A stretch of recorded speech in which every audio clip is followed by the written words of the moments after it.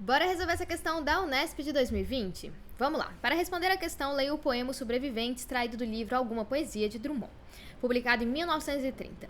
Temos aqui O Sobrevivente. Impossível compor um poema a essa altura da evolução da humanidade. Impossível escrever um poema, uma linha que seja de verdadeira poesia. O último trovador morreu em 1914. Tinha um nome de que ninguém se lembra mais.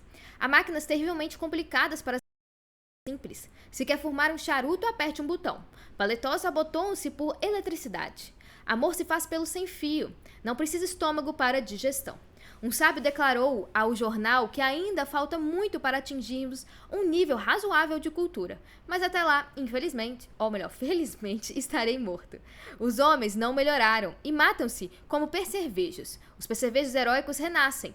Inabitável o mundo é cada vez mais habitado. E se os olhos reaprendessem a chorar, seria um segundo dilúvio.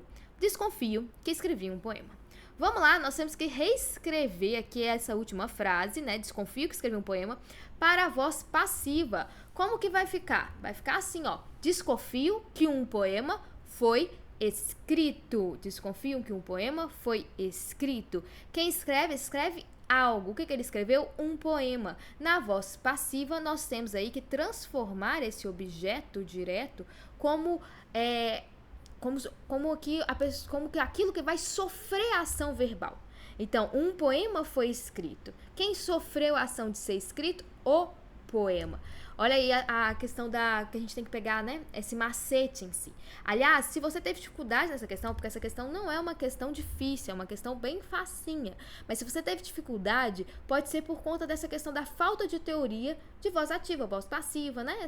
Essa matéria em si de gramática. Então, dá uma revisada. Uma coisa que você precisa sempre lembrar é justamente essa situação aqui que eu falei com vocês. Na voz ativa, o foco está muito no sujeito, né? O sujeito quem faz a ação verbal. Na voz passiva, nós estamos falando de quem sofre a ação verbal. Então, quem sofreu o ato de ser escrito? O poema. Então, o poema foi escrito. Ok? Lembra sempre desse macete. Mas é isso, pessoal. Qualquer dúvida, já sabe, né? Pode contar aqui sempre com a autoria. Tchauzinho.